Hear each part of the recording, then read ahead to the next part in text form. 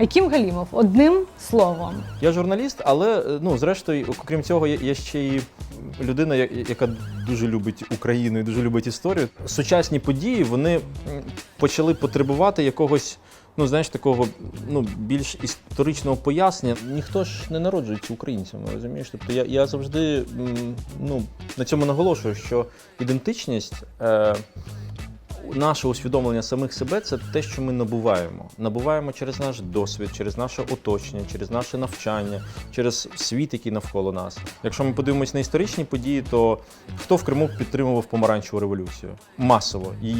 Єдиним був хто? Кримські татари.